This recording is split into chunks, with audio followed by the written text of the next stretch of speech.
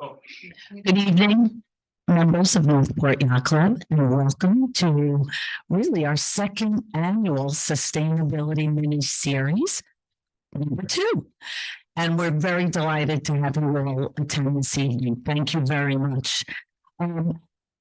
Terry Breen, Women's Committee Co-Chair, along with Ellen Lorraine this evening. So I'm happy to kind of kick off this presentation. The Women's Committee is very grateful to Janice Winter, who really has taken over the subcommittee of the sustainability efforts for our club. And I'm happy to report that the sustainability, I feel like a mother, it's going out on its own, and it will become its own committee led by Janice Winter.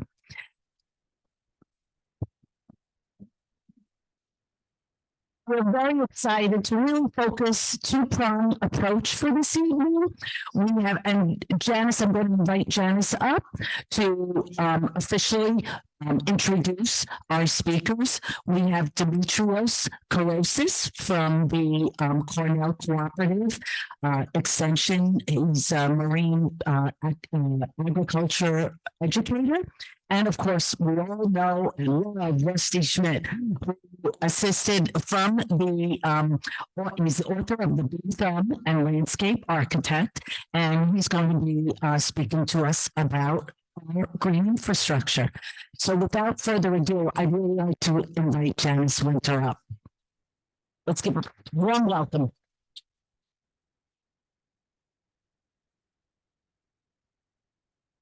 So thanks for coming. The reason that we pulled in the two speakers today was because our, like as Terry said, our two-prong approach of keeping the water clean, right? So we started with the rain gardens. That was a grant that we got through Citizens Campaign for the Environment. It was the Northport Yacht Club, Citizens Campaign for the Environment, and the Village of Northport who came together. We applied for the grant for more green infrastructure.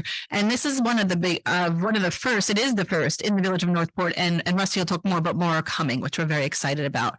So we have the rain being captured in the front before it goes into our harbor, and now through Cornell Cooperative, we have the oysters that are growing under our dock. So it's our second year for both. I'm very proud of this, and it really puts us far ahead with our sustainable initiatives for the club.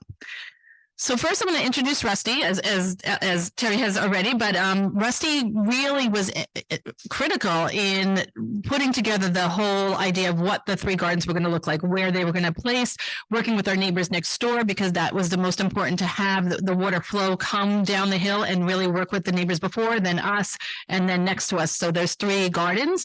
So he'll talk a little bit about that. And I think people are asking, like, what's happening and what is the benefits of rain gardens, and what can you plant in rain gardens? Can I plant my own rain garden? So Rusty's going to be able to answer a lot of those questions for you as well. So Rusty, I'll let you take over. Yes, yes.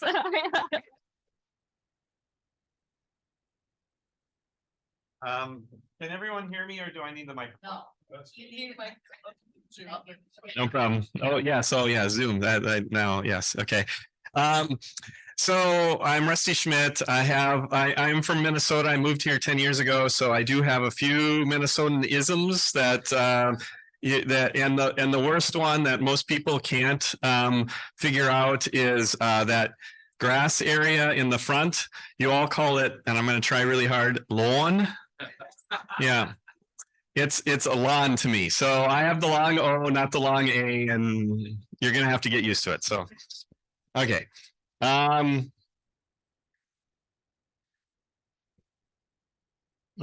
come on. Okay, so where are we? Oh, there we go. Okay, so why rain gardens in the first place? And the reason is that we have this beautiful water out front here, and it's sort of clean, and we want to keep getting it better. And we have it all the way along, in the bay, in the harbor, up the streams, and that's what we want to protect, is that water that is better for the environment, better for us. And the problem is we built stuff.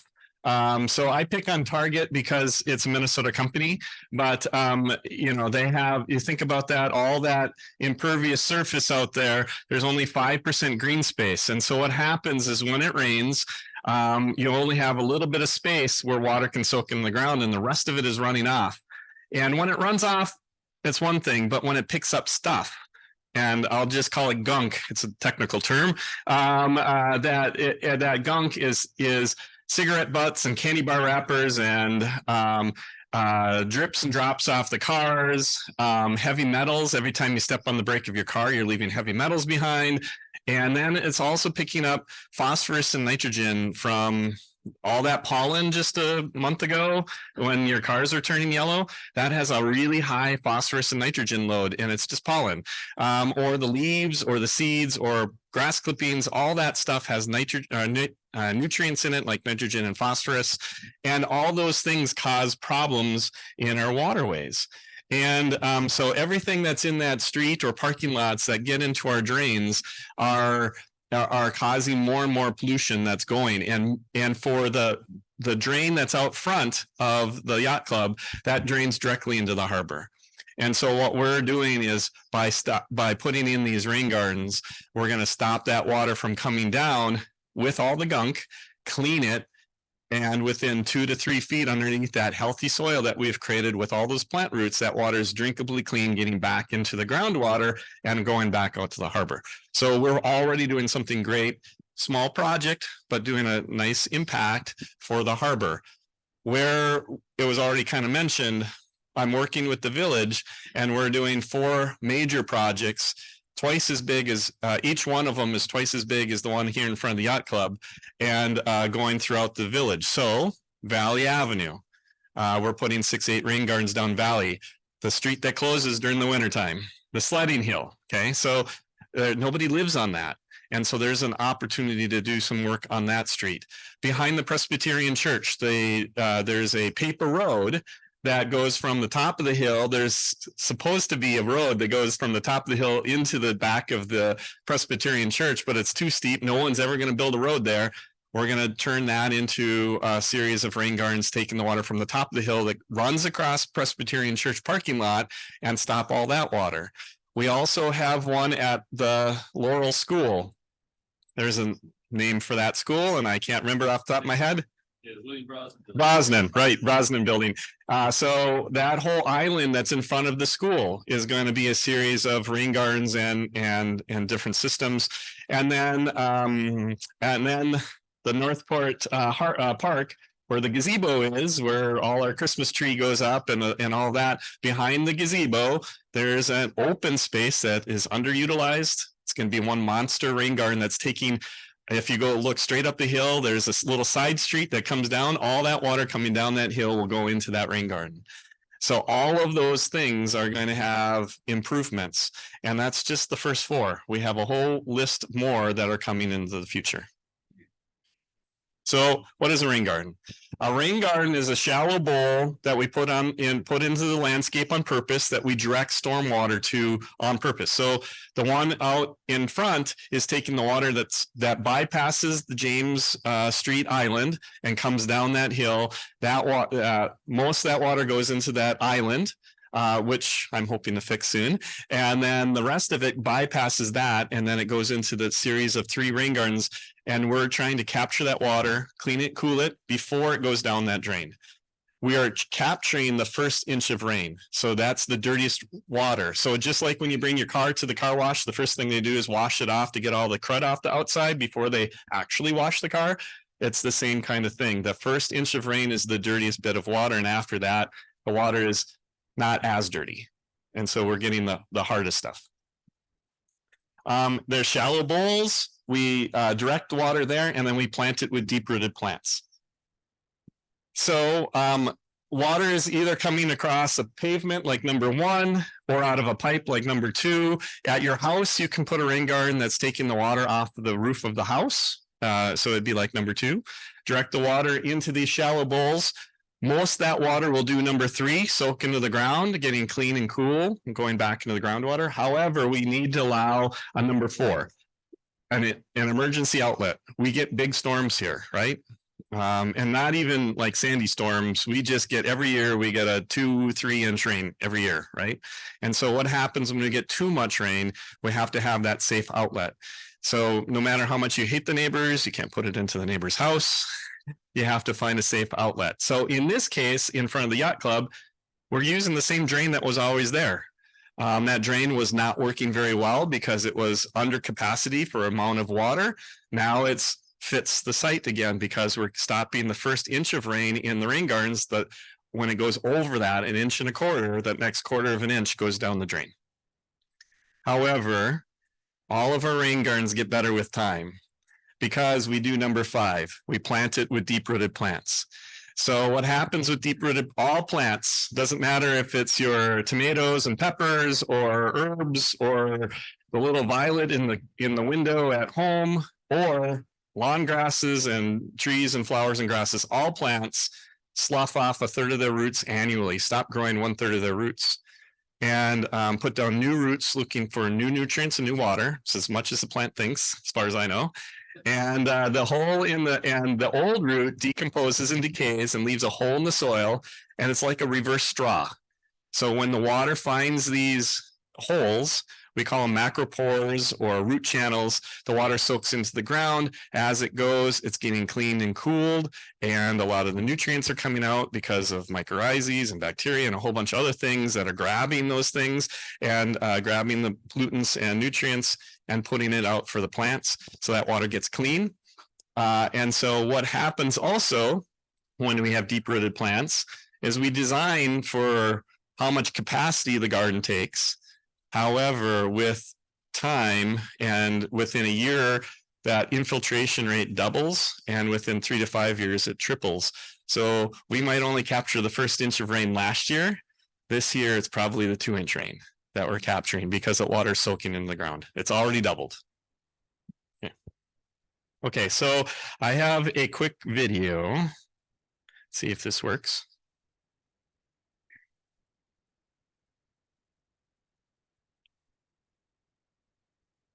Let me go up.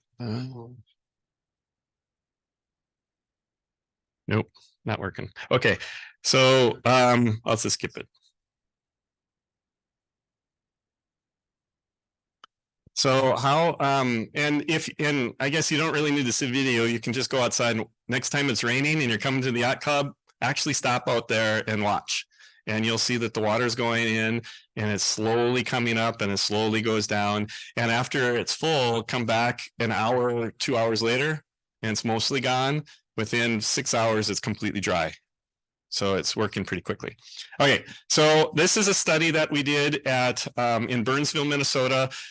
This is from 2002 to 2006, but I want to show you how good they work. So these are little rain gardens. We have a hole in the curb, just like the ones out front. The water comes in and fills these gardens. The storage is how much water fits in the bottom of the garden. So if I say it's a 9-inch deep rain garden and it's full, I step in the middle, the water will come up 9 inches up my leg. Okay, so that's the storage. So all these gardens are 9 inches deep.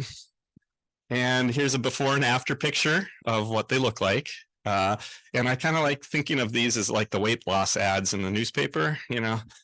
No leaves, not so good looking, amazing looking afterwards. So here's the study. We took all the water from 2 neighborhoods and they came down to those red dots. The red dots are actually catch basins. And so we had 2 neighborhoods that directed water to one intersection, and they're not the same size. We would never find 2 neighborhoods that have the same size watershed. So we studied it in 2002 and 2003. And how we did that is in the catch basins, we put equipment in to measure the volume and quality of the water that was going into the catch basins. And then we let it rain for 2 years. So that what we did is we were able to find an algorithm, a math equation, to compare the 2 neighborhoods apples to apples. Okay. And then once we did that, in 2004, each one of those green blobs in the neighborhood with rain gardens is a rain garden. So 17 of the 25 homeowners said yes to having a rain garden put in their front yard. They had to take care of it forever. It's on their deed of their house. So when they sell the house, the next person has to take care of it. When they sell the house, the next person has to take care of it. And yet still 17 of the 25 said yes, but their price of their homes went up by 5%. So I think it kind of evens out. Anyway, so each of those green blobs is a rain garden. And then you can kind of see what they look like. And then we let it rain. And so the top graph is it's a hydrograph. It's a engineering tool to measure how much water was going into the rain gardens.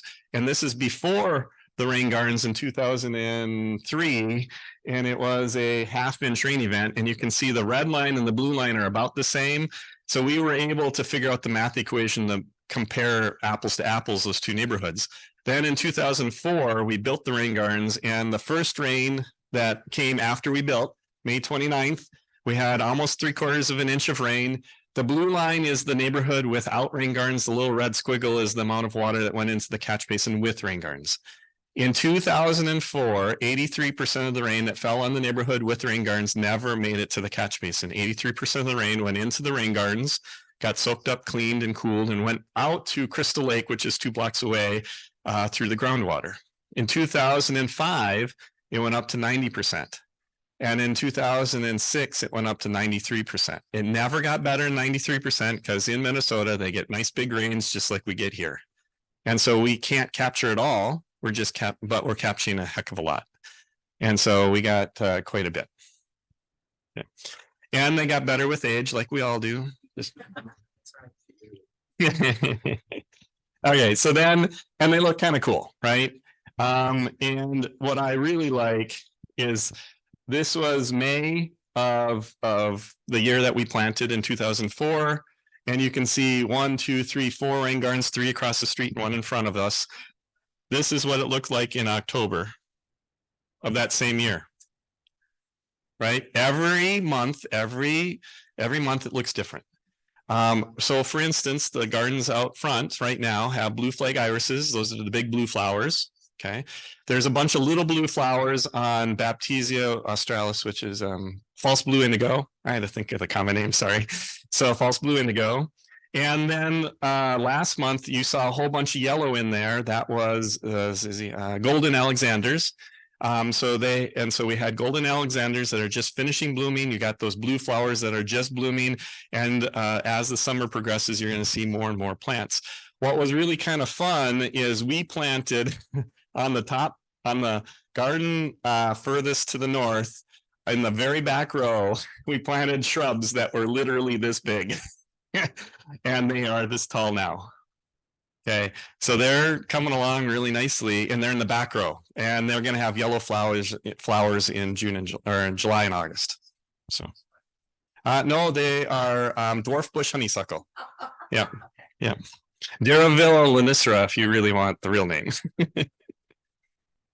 Okay, so this is the yacht club. This was the rain gardens that we wanted to build, and so you see the 2 green ones that we did build. However, the berm came in, so the northern garden got a little narrower and pushed off towards the neighbors.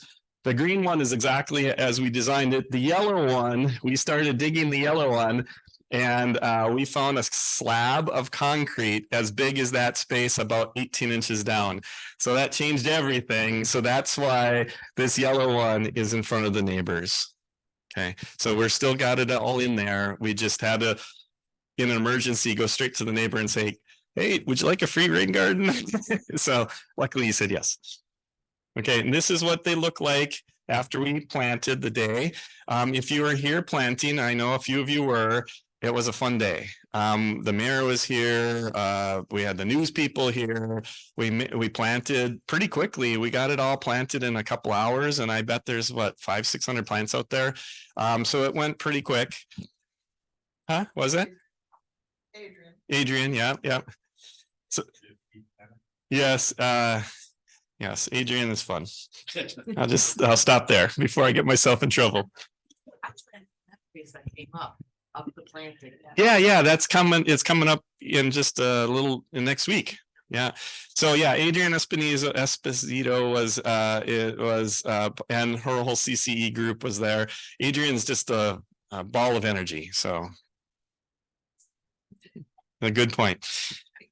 So I just wanted to show you what they look like then. This is what they look like in the fall of this is October, so everything's done blooming.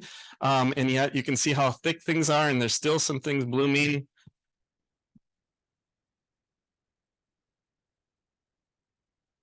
So, and now go back out there now, and it's just lush and green. We did add a few plants in October. There was a couple things that didn't make it.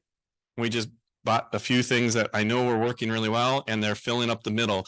So you're going to have this shock of blue and red through the middle of in August, September, and October.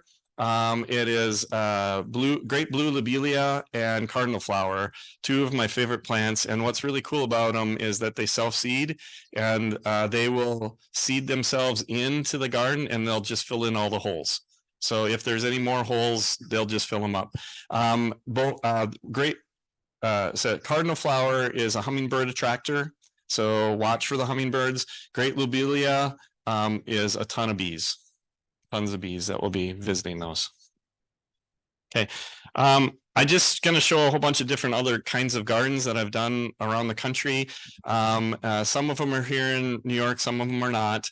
But I want to show you one here that there's no flowers. This is only going to be shrubs. So because not everyone wants to have a perennial garden. And so this is a dentist's office. They wanted a garden.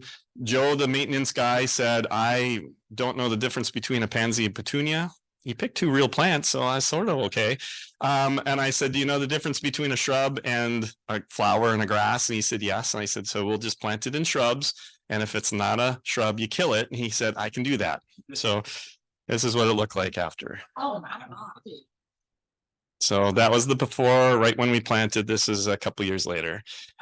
There's only two shrubs there. The middle is red twig dogwood, and so it looks red in the summer or in the wintertime. The outside is fragrant low grow sumac, two amazing plants that you can grow right here on Long Island.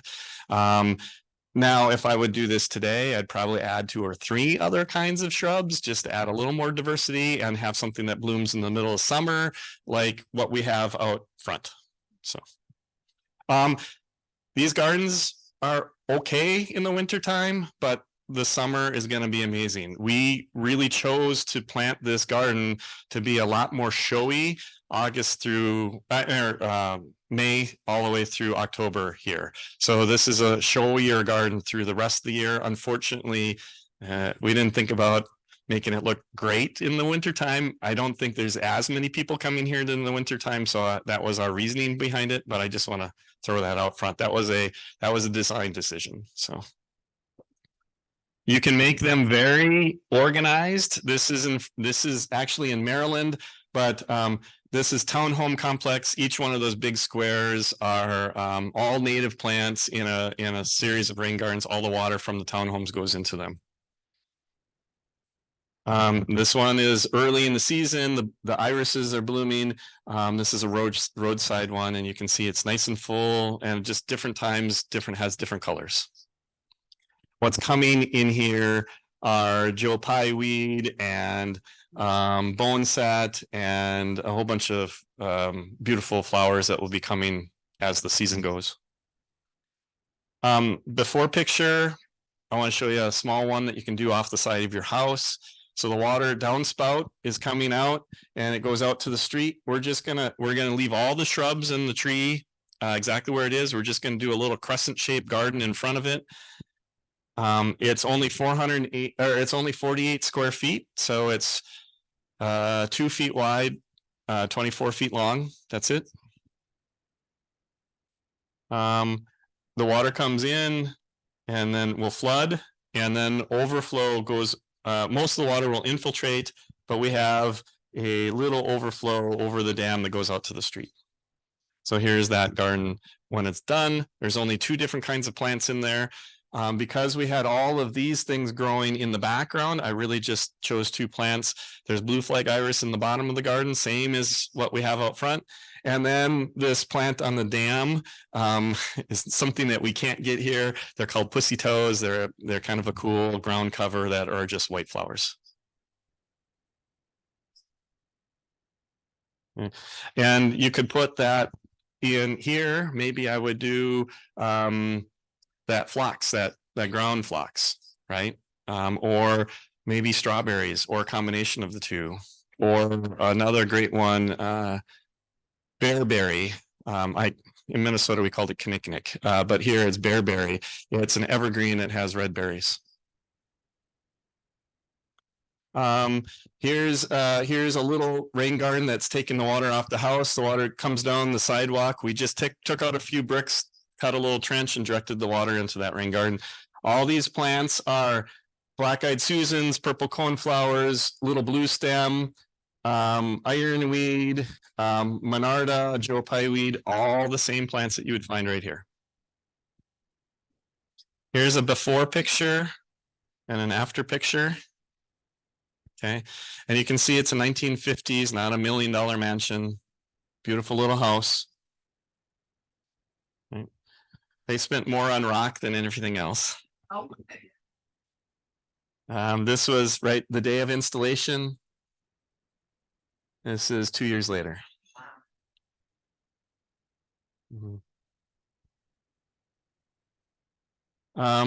This one is kind of cool in that this is a rain garden right here. This is an old Victorian home from the 1800s, and the water was getting into the basement. So what we did is along the edge of the house, we put in a French drain. So we stopped the water from getting next to the house and pulled it out and put it into this rain garden. And after we built it, he said, "Can you do the rest of my yard?" So this is all we did the rest of his yard. So this is the only patch of grass. So this is a rain garden. Everything else is just native plants, but and just being a bad word there. He mows this in 5 minutes with a real lawnmower, and then he sits out there with his book all the time, and watches the birds and whatever. This is along a road, a street edge. Hopefully these are the types of gardens that we'd be looking at. So hydrangeas, I know we all love them, but they're actually, hydro is in the name for a reason, meaning they love water. The only good place for a hydrangea is in a rain garden in Long Island. In this sand, you need to water the heck out of them to get them to bloom. So maybe build a rain garden and put them there and not put them everywhere else. So.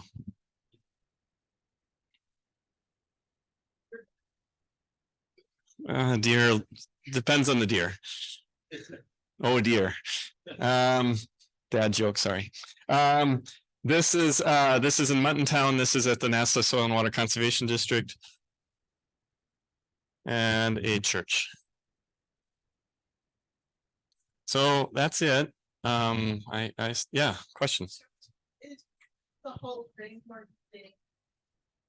A lot of it seems to be not just what plants you choose, but especially how you build the. Yeah, so the bowl is the most important bit, and the bowl is only 6 to 12 inches deep. It's not a deep thing. Yeah, no, they are 6 to 12. Even the one out front is only 12 inches deep. So it only holds 12 inches of water maximum. But makes it a rain garden. The bowl. We dig a bowl into the soil and we direct water to it. I have designed Japanese styled rain gardens and American suburban rain gardens and English cottage gardens, and the style is totally up to the client, the owner, what they would like. You notice that almost all my I'm a native garden guy, so almost all my plants are native. But I have built rain gardens with just lawn grass in it. It doesn't work as well as the deep rooted plants, but it does work. And so we really try to, I really, and so like the plants that we have out front, most of those plants have roots that are this tall to this tall, and a couple of them 15 feet. And they really are doing a lot of good work of getting water into the ground. So the design is totally up to you. Most of the plants, so think about this. You all have pulled a hosta or a daylily out of your yard. How deep are the roots of those? About a foot, right? All the plants that we have in front are 3 or 4 times that. And sometimes 12 times that. So it's the depth of the roots that really make these things work for a long period of time. And then long grass only has roots that are this deep, which is why they go brown when it doesn't rain and you don't water them. You're not, by the way, your grass doesn't die in the drought. It just is dormant. It goes brown and it comes back, but nobody believes me. Yeah. We are Ecology, and thank you for letting us be here. Sunset. Yeah, it's beautiful sunset. I've been watching it. Yeah. Anyway, so we're down New York Avenue, we're, I guess, our fire department.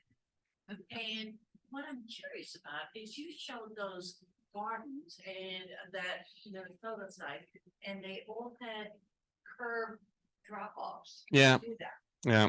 That Avenue is a disaster. Can we put in all beach grass that we did? Yeah. Some all in there. I don't know if that's. So beach grasses in a rain garden is great. The curb cut, though, is a town of Huntington permit that you need to get. It's $150 and you have to show what you're going to do and you have to sign a hold. Yep. And you have to sign a hold harmless agreement. So in the village, it's the same thing with the village. So all these projects that I had to get a permit for the gardens up front. So no, well, in the village didn't charge us for them, but we still had to fill out the paperwork. But for the town, I have a rain garden in front of my house. I live in Northport and I have a curb cut and I had to get a town permit for that. So it's not, but $150 is not terribly expensive. But if you're going to do that, please let us know. I can direct you, it could be me or somebody that I know that can help you get through the permit process so it gets done in one go and not 15 goes. And the town will come and fix the curb like you showed in that really nice development. No, we had to do it. Yeah. And what we do is we actually cut the curb and then re-pour it. And to tell you the truth, we re-pour it so it has a nice smooth bottom. It's angled in, not angled out. Curb guys, until they see it done, they don't understand because they've all done, all their curbs have always pushed the water out, not allowed it in. So it goes against their training. And so you really have to be smart about it and you got to help them figure it out. But once they figure it out, then they totally are on your side and they make the best curbs. Do the rain gardens only work if you're near coastal? No. So Because if you put in a rain garden, like we can capture a lot of water on our particular street and then redirect it, but it goes into the town of Huntington sewage system, for the water filter, water filtering treatment. Yeah. So what is one garden going to do in a massive wastewater treatment system where as opposed to the water, when you live by the harbor, you just go right in and it's more effective that way. Yeah. So the recharge basins that are all over the place, those are those big holes that are around, they only sort of work. And it's mainly because there's not a lot of plants that grow in them and we don't really get healthy soils. They either stay wet or they dry out too fast. And there's not that middle ground. And so so they sort of work.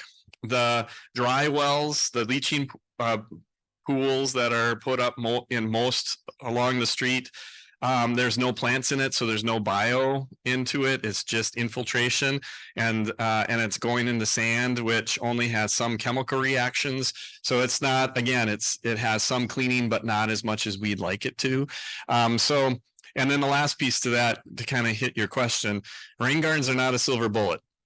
I have never claimed that they are the fix-all, end-all to everything bad in stormwater. However, I do consider them a silver BB. You shoot a whole bunch of them in a little neighborhood, you do a lot of good. So to get to that point, we did another study in Minnesota, which I don't have shown up here.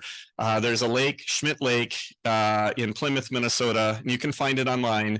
And it was on the TMDL. It was an impaired water body, and it had impairments. The total maximum daily load, that's what TMDL stands for, was phosphorus. It had too high of phosphorus counts.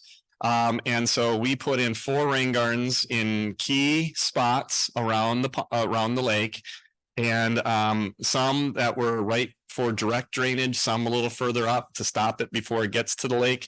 And it stopped 6% of the water that was going into the lake. And that 6% was enough to take it off. Within 2 years, we took it off of the impaired water body, and it's now considered a clean lake again. And that was just 4 rain gardens. So now, this is a harbor with tides and a whole bunch of inflow. We're a dozen or even 50 rain gardens are not going to fix this harbor. But each one does a little more and a little more and a little more. And now the sanitary treatment plant is also getting upgrades. And between the sanitary treatment plant and these rain gardens, we should have a positive effect on the harbor. And the harbor is being looked at to be dredged with all the sediment and silt that is built up over time. So with all of those combination of things, we're doing some good. And think about rain gardens as like a spigot. We're turning off the pollutant from going into the rain garden. I mean, going into the harbor, stopping at the source. And so the more that we can do in the neighborhood, the more improvements they can do. Lastly, Kansas City in 2005 wanted to do, they had every time it rained, the Missouri River would flood and back up, and then they would have the storm sewer and the sanitary system all went to the sanitary treatment plant. But when it had big rains, which happens originally it was like once a year, and now it was by 2005 it was happening 6-8 times a year. It would back up and go down the street, everything, and then go straight into the Missouri River. And they were getting into trouble with the EPA. And so what the engineers wanted to do was build a monster tunnel underneath the city that would take the water and separate the water from the stormwater from the sewage. And the mayor at the time said, well, that's that sounds expensive. How much is that going to be? And he said $5 billion with a B in 2005 dollars. And the mayor said, I'm never going to get this passed by the citizens, and I will be strung up and hung and quartered in the street. This is not going to work. We got to teach people how to do it. So we did some studies about how much people know about stormwater, and it was about 30%, about 15% of citizens within the city of Kansas City knew what stormwater was an issue. And so then we started a rain garden campaign to help supplement. And we were never going to build enough rain gardens to decrease that monster tank.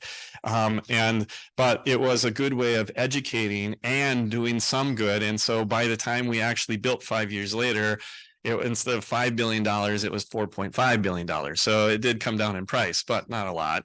But then the rain gardens only cost, $100,000. So we actually saved money in the long run.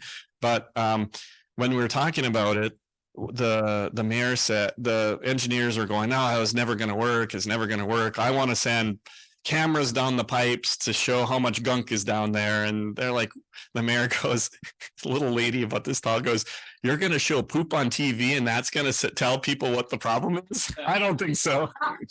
So then she said, let's do rain gardens. And the engineer goes, no way, that's never going to work. We need like 10,000 of them. So if you look back go look online, we did the 10,000 rain garden program in the city of Kansas City to teach people about rain gardens.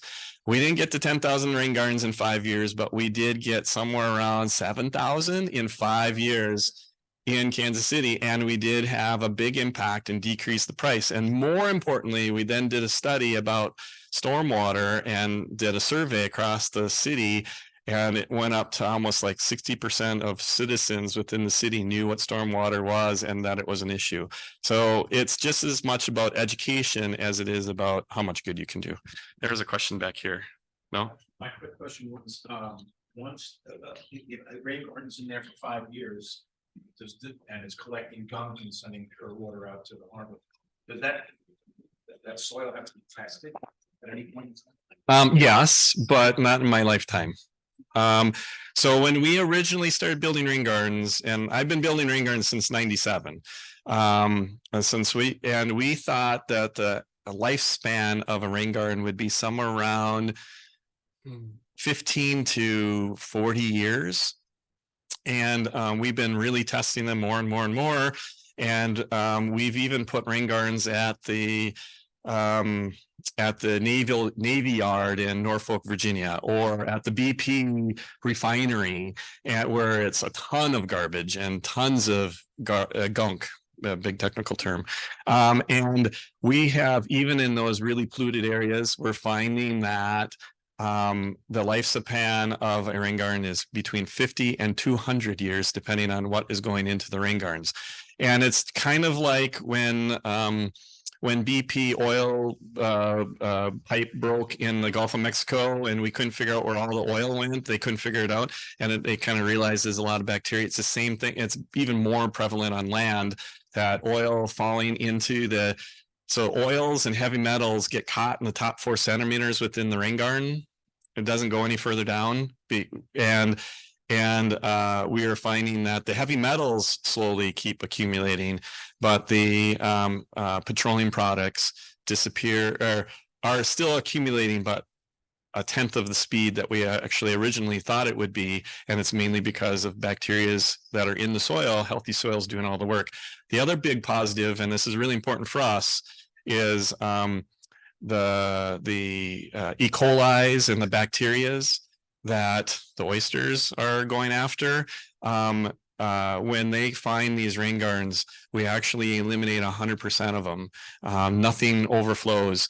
And it's because you got to go back to your 8th grade biology or 9th grade biology. Remember bacterias and protozoas and all that stuff. You had to look through the microscope. Protozoas are naturally found in soils, and they self-accumulate within rain gardens. And because we're adding those bacteria into these things, we get a higher level of protozoas, and the protozoas are eating the bacteria. And so E. coli's and other harmful bacteria never leave the garden. So yes, we will need to do something, but not in my lifetime. I have a question. Don't you have, like monies to put a lot more rain gardens coming downtown? Yeah.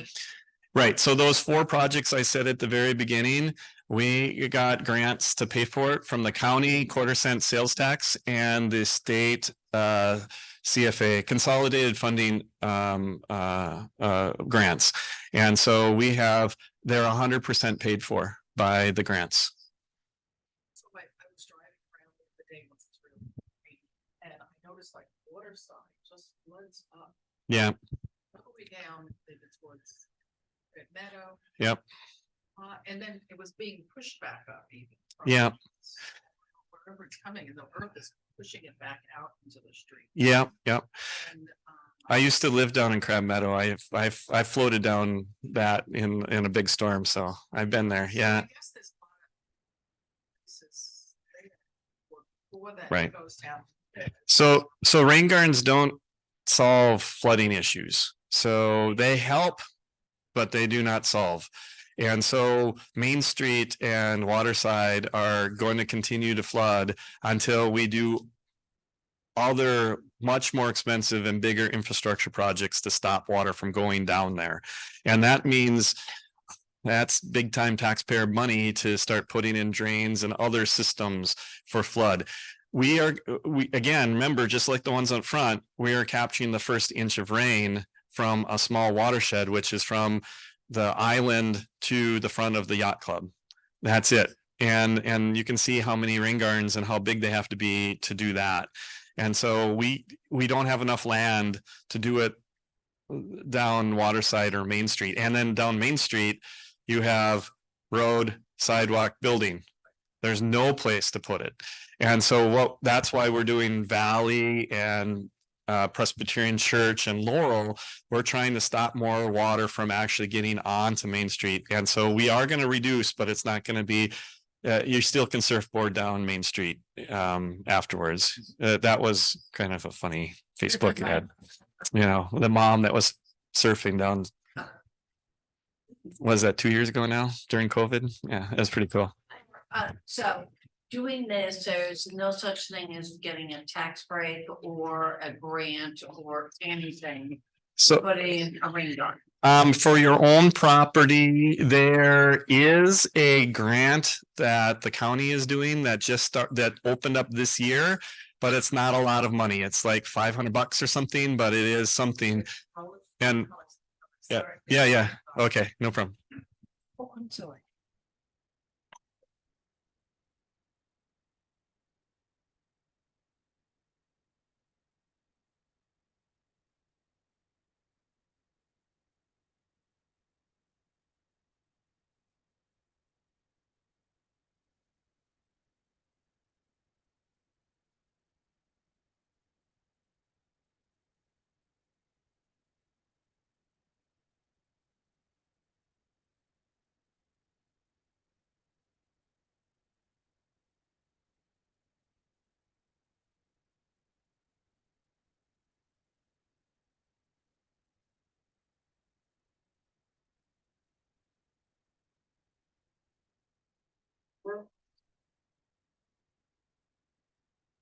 That's so cool.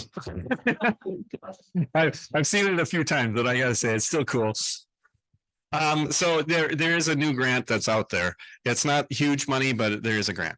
So And is that just you said for residential? the residential in the entire Suffolk County. So as long as you're in Suffolk County, it's available. Good. Oh. No, I just want to say, it'd be so great if more homeowners knew about this. Yeah, so it's just come out and we are gonna try to promote it over the summer. So it'll be hopefully get some promotion. Every time a new grant comes out like this one, we spend a quarter to half the money. We never spend it all. But then after that, within a year or two, everyone knows about it. And then we're actually fighting people off for grants. So it always starts off slow and takes off. Yeah. There you go. Oh, big round of applause to Rusty. Rusty, honestly, we can't thank you enough for all the years. I mean, I think we've been working on this for 8 years of the continuous education that you're giving us. I think I learned something new every single time because I didn't realize that our gardens would get better with age and it was going to be better. Yeah, I missed that.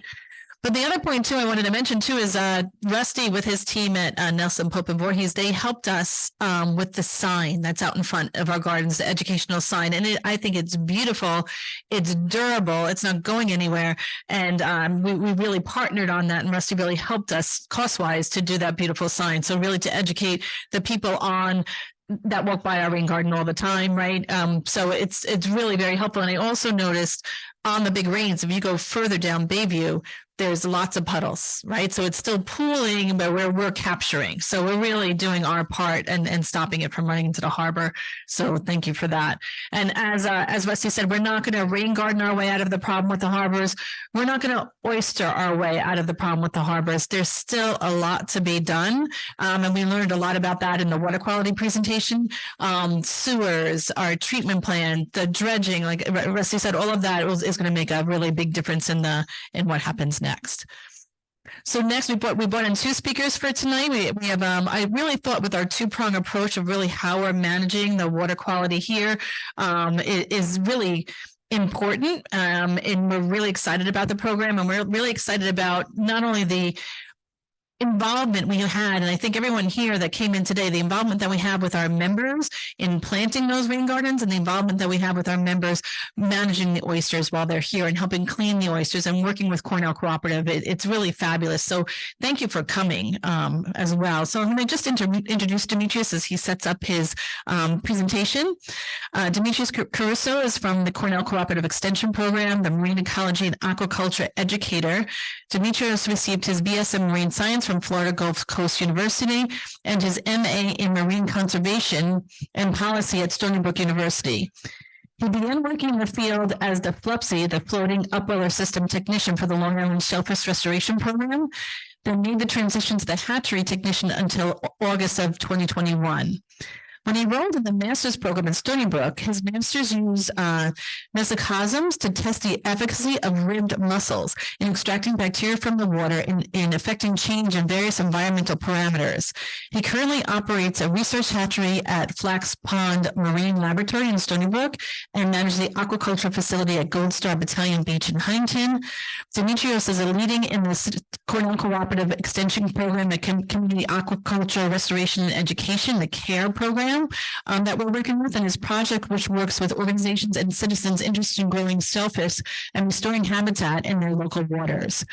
So that's really the part that we're a part of, is the CARE program, where he's really working with citizens. And recently we had a meeting with all the people in the area, our harbor, Northport Harbor, Centerport Harbor, and Huntington Harbor, that are growing oysters.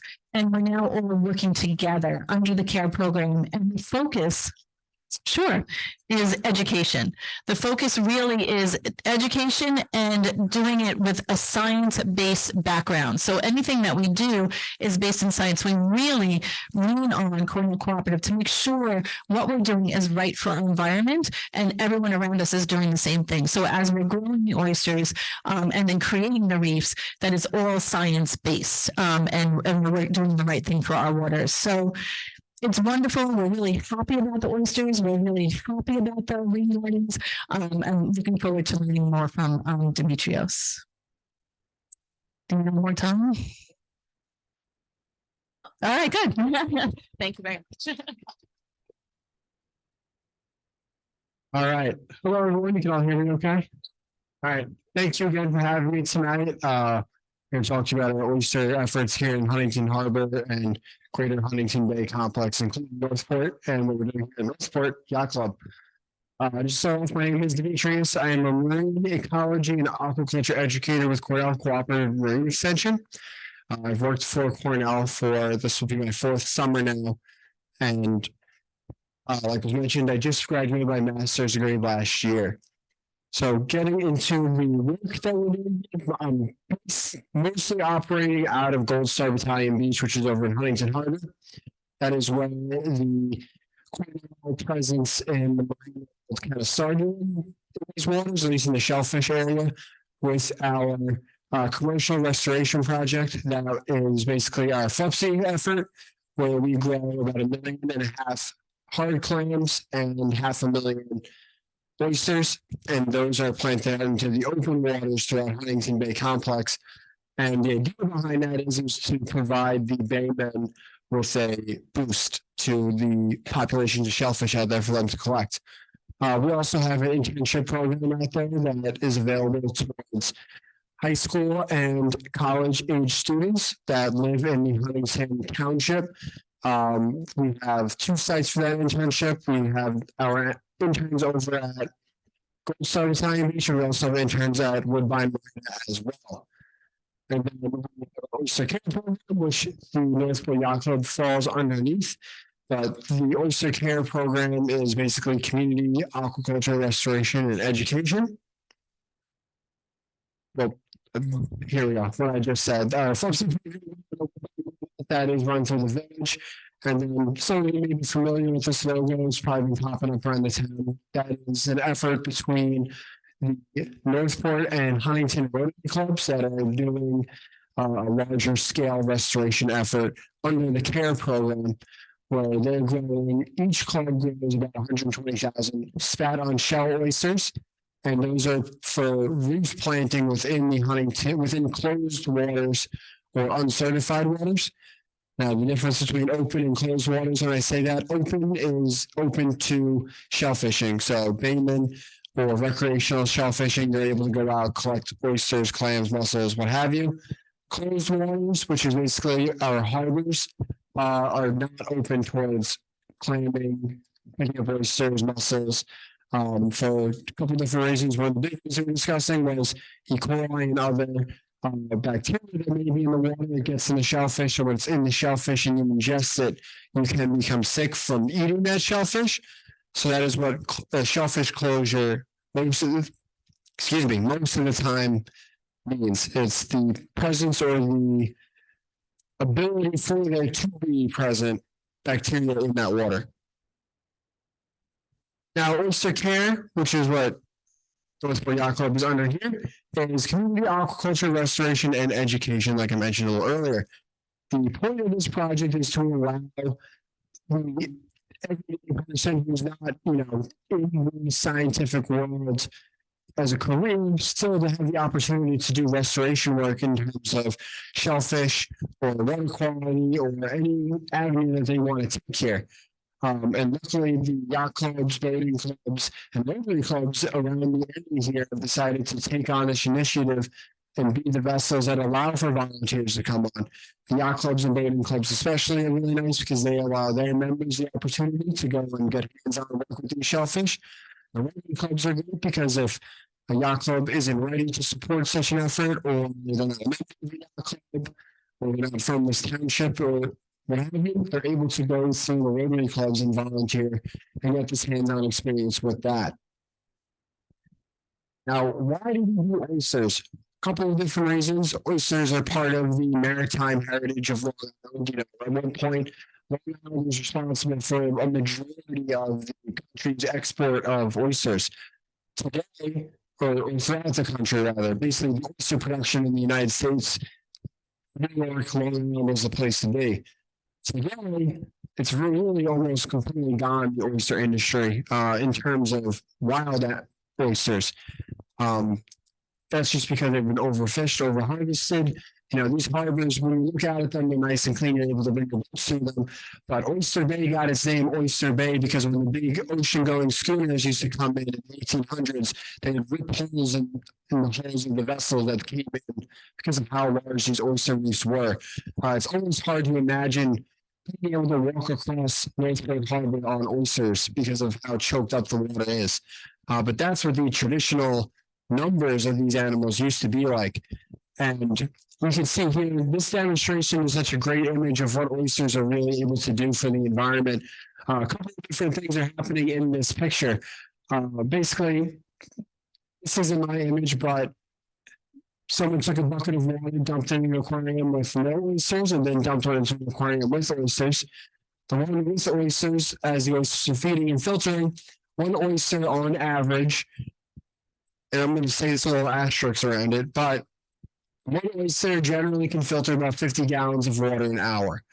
A clam can do about half that, about 25 gallons of water an hour. And then, a day. A clam can do 1 gallon of water an hour. An oyster can do 2 gallons of water an hour. So all of these oysters really clean the water really good. They take all the algae out of the water. They knock any suspended sediments out of the water. They create 3D structures that are good for, crabs, fish. Basically, is what our reefs from the Caribbean are up here. They are oyster reefs, and they are basically what the environment is supposed to be like. Now, I mentioned that there's spat-on shell oyster, which is what you guys are going here, and there's single set oyster, which is what you may be familiar with at a restaurant or when you buy a bushel of oysters or something like that. Single set oysters are individually grown oysters that when they're set on 500 to 300 micron pieces of shell. They bust up oyster shell, chicken, egg shells, whatever you have, just to get a calcium carbonate fragment, and they set the oyster larvae on it. And then from there, and you have to do a lot more labor-intensive work with single set oysters. You have to tumble them every couple of weeks. When you tumble the oyster, in this image here, but it has a really thin layer of growth on the very outside. That's basically new growth of an oyster. When your oysters are growing that, you want to tumble them and knock that growth off. I know it seems counterintuitive growing an oyster to be as big as it is for food to go to sell to the market. Why would you want to knock the growth off of the shell? When you do that, you're keeping the oyster. All right, you're living in an environment that is a little bit rougher than you may like, so you have to grow your shell thicker and you have to grow it wider. And that actually is how you manipulate the oysters in that nice cup that you'll get at the restaurant there. A wild caught oyster doesn't have that really nice cup that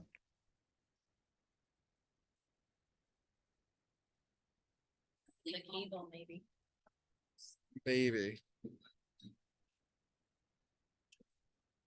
No, the battery should be fine. I'm not sure what just happened to that.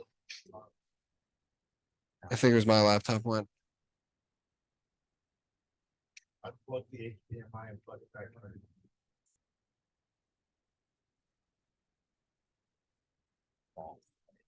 Yeah, it was on. Just wonder if your battery died. I have my charger. Hold on 1 second. Okay. Yeah, it's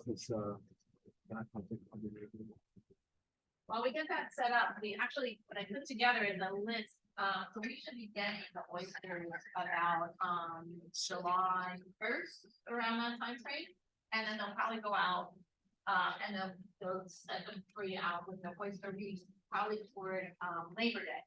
So if you would like to sign up for a specific week, if you would like to be an oyster gardener during that time, they'll spray down the oysters. That'll be in the creek right outside the, sailing floats. I have a list, and what we recommend is, if a child wants to do it, they can do have one adult, because the creeks are a little bit hard to get out of the water, and just unhooking them and then hooking them back up is the biggest thing. But I'll leave that out with a pen here, so if you're interested in signing up to help out this summer, it'd be greatly appreciated. And it's great for the kids to get involved with the parents. I will sit down to help you and explain, tonight, he really helps me is Bill Raish. He grew oysters in the past. He grew some in Ashland. He'll come down, he'll help you. We'll give an education day, and Larissa will hopefully educate our sailors as it comes through, and we'll really work with them on the different oysters. But I'll leave this out while we get this set up.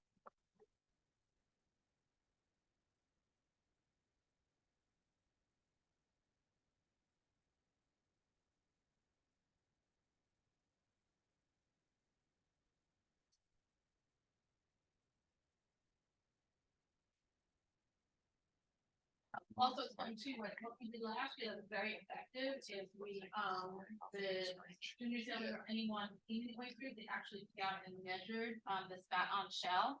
And then we gave the measurements, we gave how many were on each shell. So we had a really successful program here. We didn't really have any, problems or, die. We told them they out, which they weren't very much. But this we come out by the sailing area. Right on the word, you can see how you can just kind of measure That was working fine. the oysters, and then you kind of put it down, so we give you a whole little thing on how to measure the oysters and what. So, it's something that you know. Yeah, I just wanted to make sure. Yeah. Take a look at a little bit of that too, like. Kind of give you an idea of how to measure.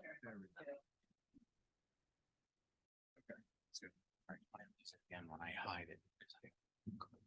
Okay. Go ahead. You're on the. All right, I'm back.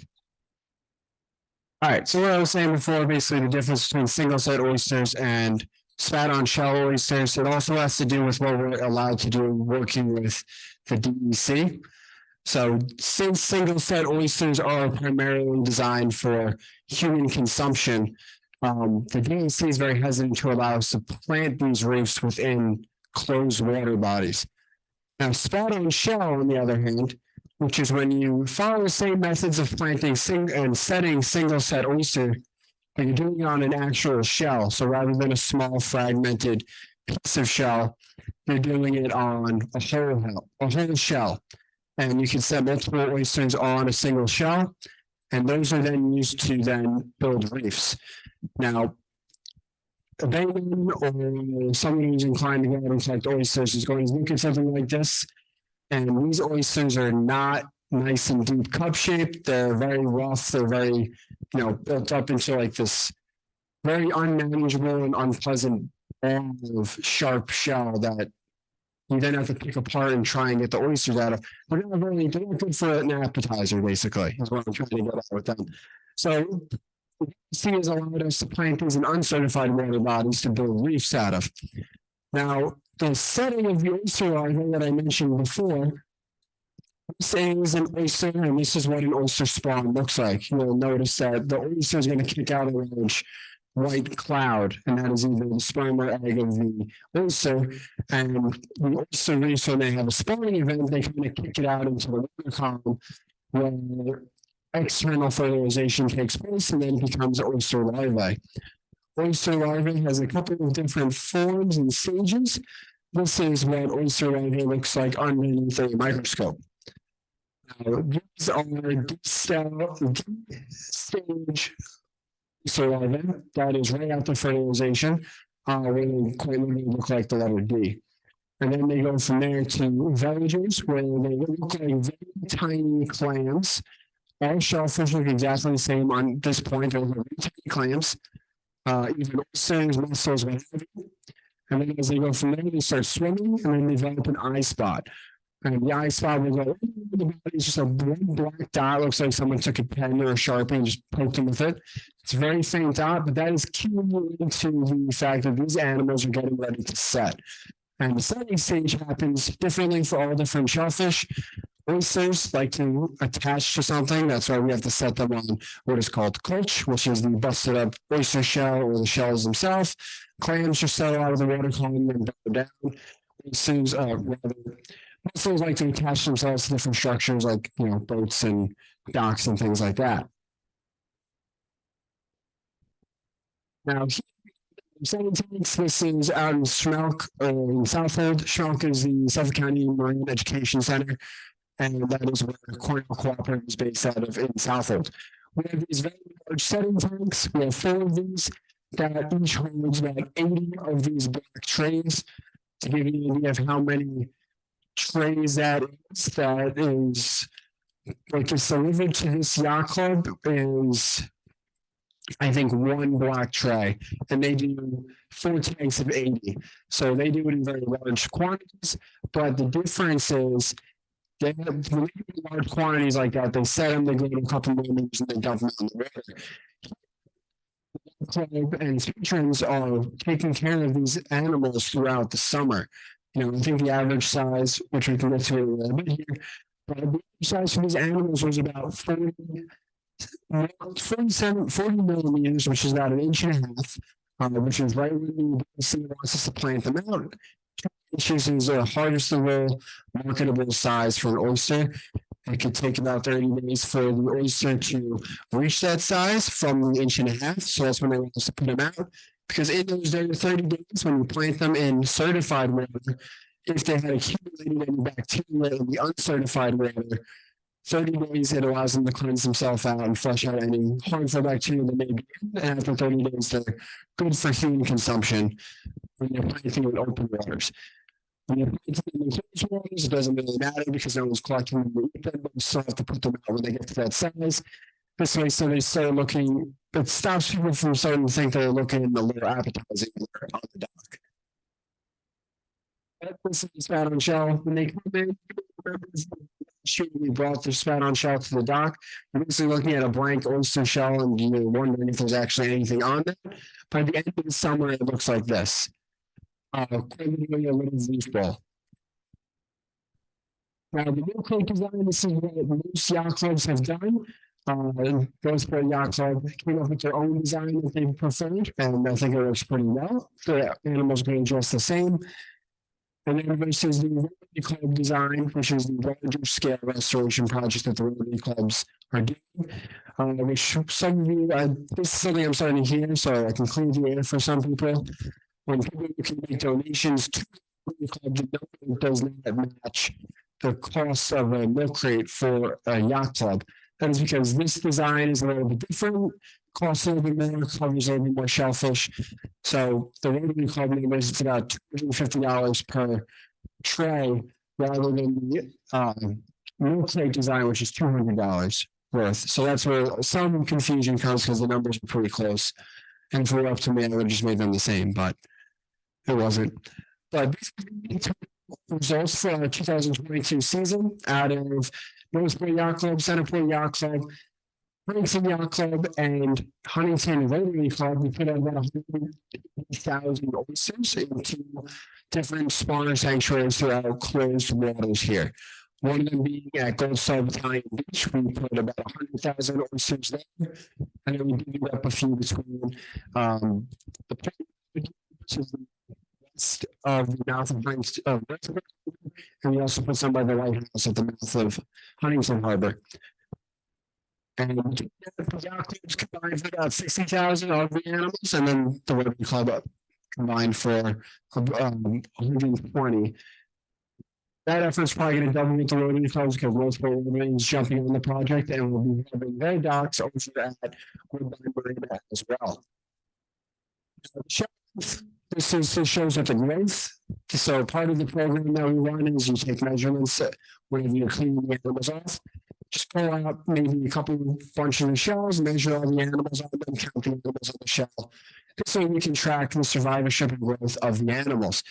As expected, the animals grew to be about 40 to 50 millimeters, which is that 1.5-inch range that we put them at the end of the season. And the survivorship of the animals was which looked like it was about 100% survival throughout the whole thing. Now, when I say 100% survival, I really don't like to say 100% survival because it sounds great and almost impossible. When the shells come in and they're really small, you're looking at it and you really don't know what to spat on. What is it also what's a mark on the shell? And it's not until they start to grow that you can probably start to get a more accurate number of animals per shell. And once the animals start growing, they set pretty uniformly on the shell. They're not actually out competing each other. So they do have a very high survival rate throughout the growing season while they're being taken care of. I can say though that at Gold Star Beach, where the director of the marine program dove on the reef we planted there, they grabbed a couple of random groups of shells and pulled them up, and I think the survival rate for that over the winter was about 95%, which was awesome, and really due to the fact that they went out about 1.5 inches. Now, I do have some nice footage of the reef. This video was taken about 2 days after the reef was planted. So this reef is probably like 2 feet high, and it goes back about another 3 feet, and it's just one solid block of oysters. And the fish immediately congregated to the reef right when it was put out.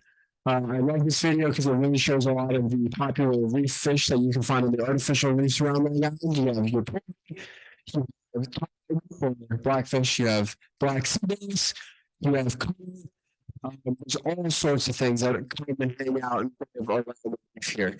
And the reason for that is they're basically picking off all the other animals that are living off in there. Shrimp, all the different the called family organisms that are growing in different oysters and around the shells and the surrounding area, and they're just going around picking anything off, and then that kind of cascades up the food chain where all right, the larger fish are going to come and go after them as well.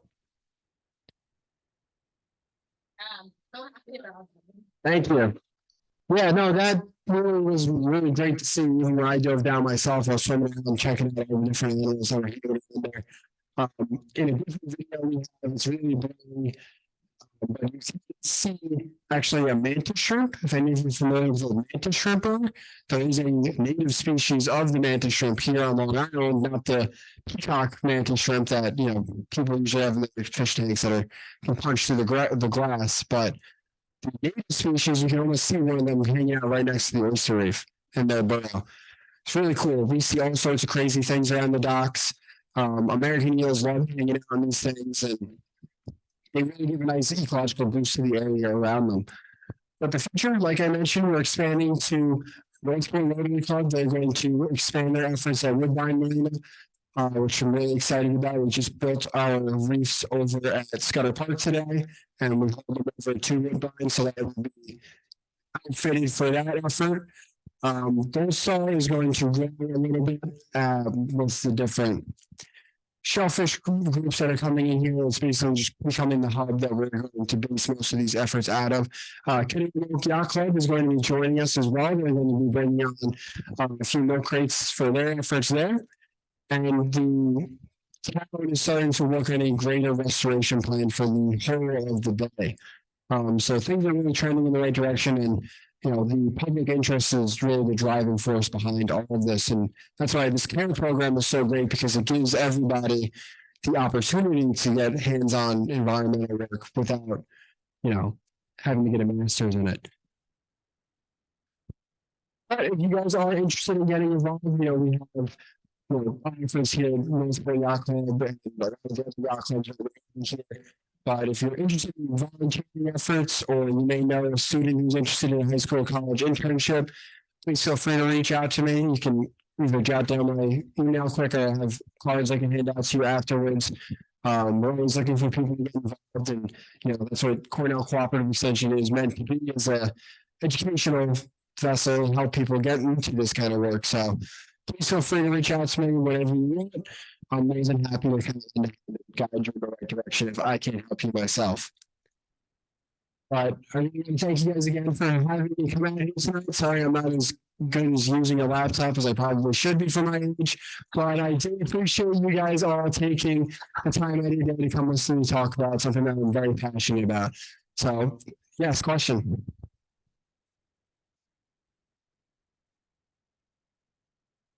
So the oysters, they go out into the water, whether it's our Flupsy program where they go out into the bay, or the Rotary and Yacht Club programs where they go to our different spawner reefs that we have established. And then the physical boxes themselves, I bring them all back to Gold Star and I put them in a big pile.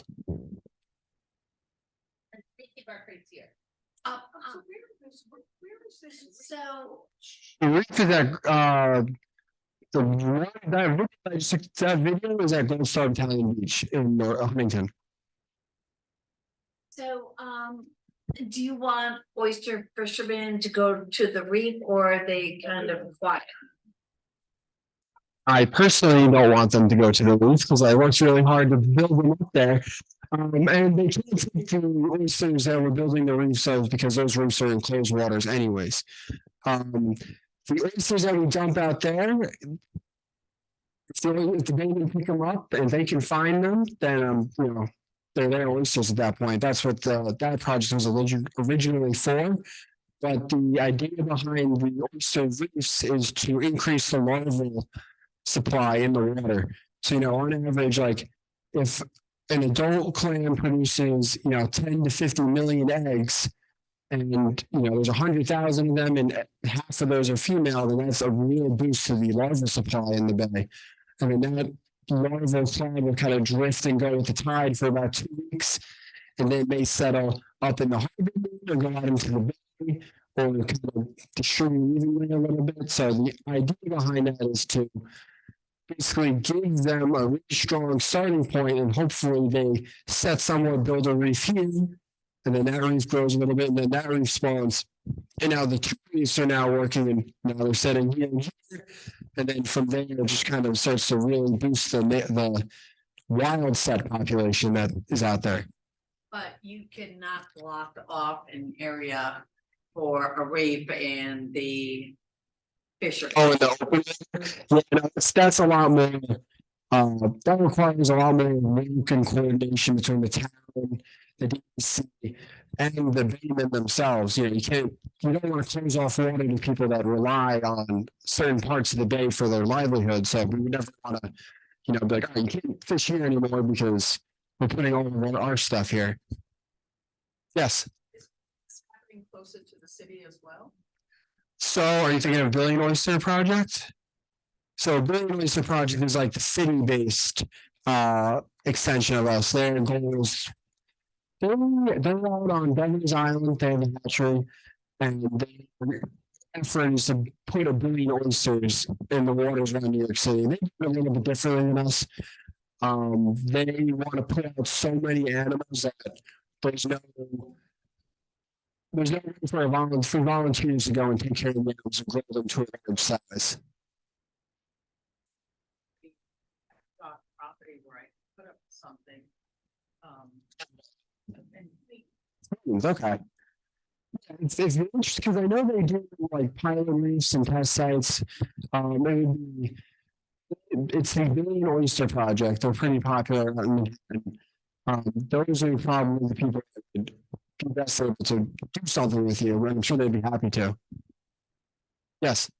Get the essence of your question, Sue. You don't want to tell people where they're building these reefs. Right? Okay. So you don't want to tell people where they're building these reefs, because we don't want people messing with them. So even if they're in clear water, don't be talking about where we're putting them. Just say we're putting them out in the bay, and that's enough. Oh yeah, I tell you it's at Gold Star, but I'm not gonna give you, the coordinates for it. But it is, but it's also, it's for the town, that's why we're putting it out here, it's to help the water bodies, and it's far enough where I don't think people are really gonna be able to get to it, and it's hard enough for us to find them ourselves. So, I will say that our small club, Ken Mulkey, that when we brought that up with our club, the first response was, can we eat that? yeah, that's the term between like oyster gardening and growing oysters, like when people do oysters, they immediately go towards the half shell. And I understand it, that's basically most people's understanding of it. But the oysters provide such a great ecosystem service is the term for it, with building reefs and the larval supply. Whenever it doesn't become an oyster, is food for something else. So it's just a good boost to the ecological advantages in the environment here. Yes.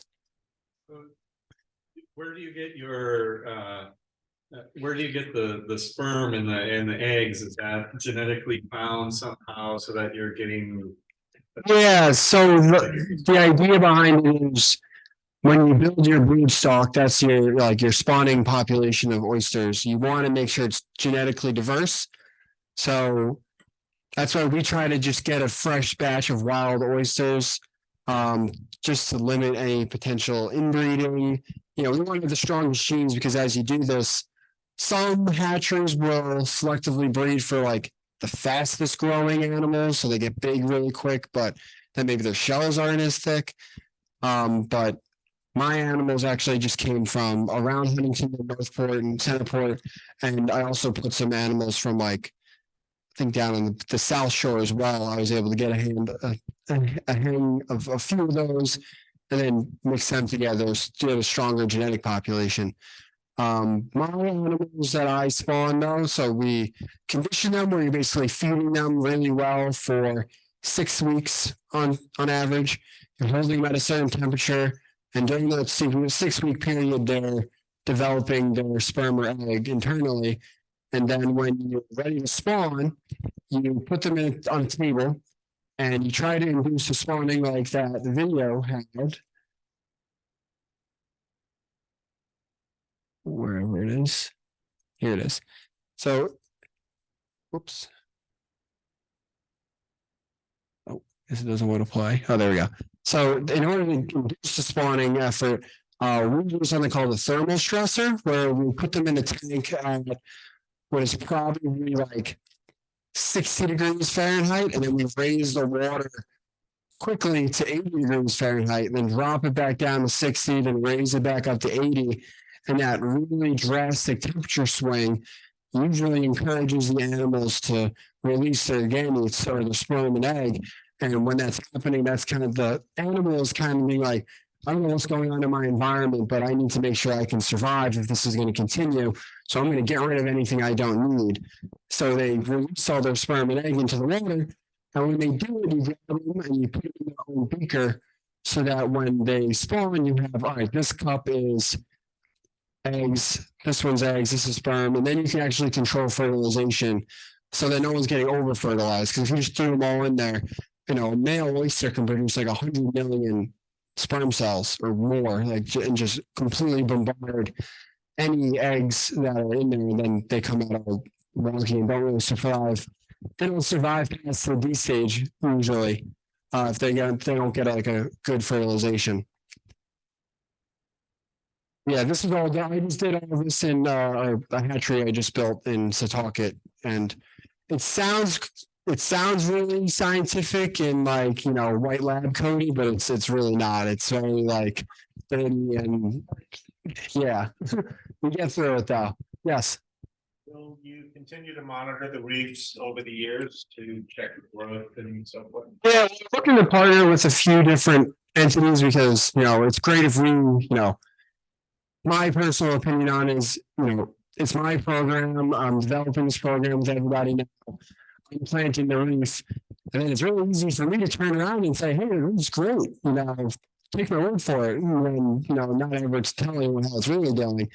But we're also looking at NOAA wants to come in and do monitoring with our reefs, and they're going to do condition index, which is where they try and figure out what time of year the reef spawns. And they're looking at the growth rates of the animals. And I think that'll be a really nice partnership and try and build that up with the town a little bit where they can monitor a few other reefs as well. Yes. Season when it comes to the temperature of our water, but then is there something with the flow of the water, like the rate of flow that helps with the oysters? Yeah, it definitely helps with like the larval dispersal. So the wild queue is a little different with oysters and spawning because it's not swinging in temperature like that. But I think it's generally when the water temperature does hit a certain point, then the oysters know all right, it's time to go. And it's usually in line with the phytoplankton cycles out here. There's a huge bloom in the spring, then it kind of tapers off, and then later summer there's another bloom. And then after those blooms, there's usually the spawning events because that's when the animals are eating the most. The larval dispersal though, and that's why these harbors are so nice because they get flushed out pretty well, especially more towards the mouths of the harbor where you get such a big wall of water that comes in here with the 12-foot tidal range that it can take that larvae, move it down the harbor into the bay, and then ideally back up into the other harbors, around the different nooks and crannies throughout the bay here, and then kind of get a nice uniform dispersal. But yeah, the water flow is really, that's more for transport of the larvae, and then temperature is more the cue to actually initiate the spawning. Yes. Baskets being added to Woodbine Marina, are they additional fluxies or are they? So they're not. The fluxy project, or is it a different type of? So the village and Rotary are, I think they're going to start and try to work together. But right now, the Flupsy project is separate from the Rotary project. But the two Flupsy docks are going to remain, and they're going to continue to grow their oysters. Whereas the 4 Rotary docks are going to go in there, which are smaller, 13 by 13 foot floating docks. There's 2 of them are going to be suspended with animals, and then the other docks are going to be used for cleaning and recording data. Pretty similar to the setup we have over at Huntington, Gold Star Beach, but it's basically going to be, if I remember correctly, at Woodbine, there's 2 finger docks that come out. The Flupsies are going to go in between the 2 finger docks, and then the nursery docks for the Rotary project are going to go to the left of those. But they're not going to interfere with each other.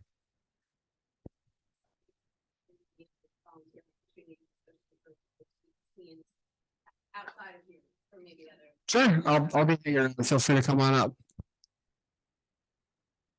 How long, do you think, or what's the future plan? We don't want our harbors and bays to become like the 1800s. We can think about. Oh, Right. I do, but I do understand I'm talking to a yacht club here, so that may not be the goal for everybody.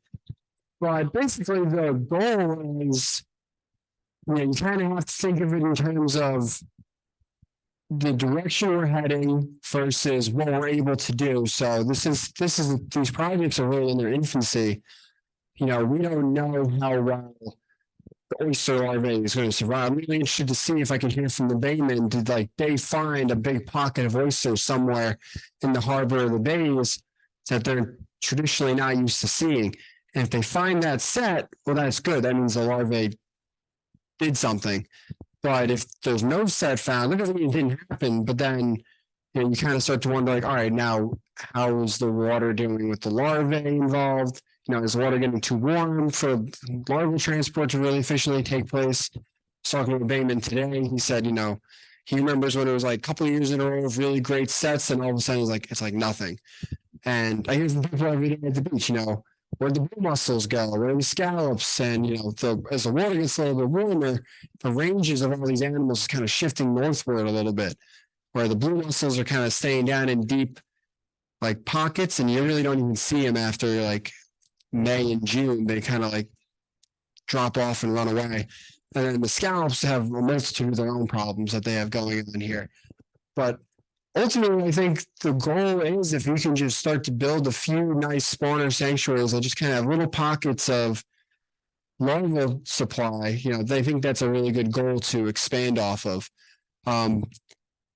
Basically, my end goal is I would like to see certain things return to a more functional state, like the oyster industry, like, wild set oysters or wild set clams, or even if you start to tackle a little bit of the closed first open waters with the DEC, if they're confident enough that the water within Northport Harbor doesn't contain certain bacteria anymore, that would be a really nice accomplishment. But like Rusty mentioned, that is a big undertaking that it's, you can throw all the oysters you want in there, but if the bacteria is coming off the land and runoff, then it doesn't matter what you put in the water. So that involves, sewage treatment and then cesspool updates and being able to have areas where the stormwater can drain properly and get cleaned out by plants in the soil and things like that. So where we're at is a great start, but there's a long way to go before we have to worry about, too many oysters in the water. And a little off topic, talk a little bit about lobstering. What do you think that'll ever come back to the waters? The lobstering, I mean, it all depends with the sound basically got too warm and all the lobsters just, literally walked right out of it and went north up to Maine. If in the future, if things can kind of cool down, I wouldn't, I'm not going to say there's not a single lobster in Long Island Sound right now. I'm sure there's some deep pockets, and some members of your yacht club, I'm sure, have their secret spots where they go and get their lobsters from. But for the sound to cool back all down, it would be a big reversal in the global treatment of our planet, I think. Yes. So, small question. Kind of process. Are we doing this oyster thing to clean up the harbor, or are we doing this to increase the population for the bayment? So those are two separate things. The bayment population, that's at the town, that's the FLEPC effort. What the yacht clubs are doing is to clean up the water. So that's the nice thing about oysters, they accomplish multiple things. You put oyster in the water, you're cleaning the water, you're adding to the water supply, which can create more oysters, and you're creating habitat for fish and other invertebrates that call an oyster reef home. So those are the goals of our oyster care project of what we're doing with your oysters and Northport's oysters and Huntington's oysters, those spat-on shell oysters. And you'll see when you pull up the crates, all the little critters that come scurrying out of it, that's what the goal is to recreate oyster reefs. You're welcome. Yes.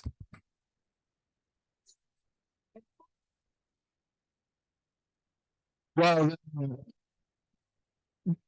no, they can't. They can't be eaten because of the DEC water body. There's nothing wrong with the oyster. It's what the oyster might be filtering out of the water, which is the problem.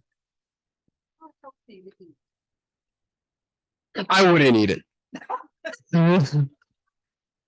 Yeah, it's closed and it's considered inedible because of the potential for bacteria to be in that oyster.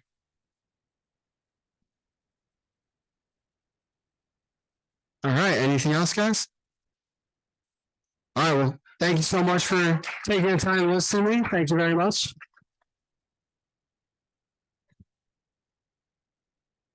Thank you so much again, a great education, and I'm so happy about our oyster program and the oysters moving forward. So that kind of wraps it up for tonight. If you want to sign the form, if you have any questions, you want to ask about anything that's happening in our club, feel free to do this. And I think Rusty and Demetrios will be here for a minute if you have some one-on-one conversation. So thank you. Natalie?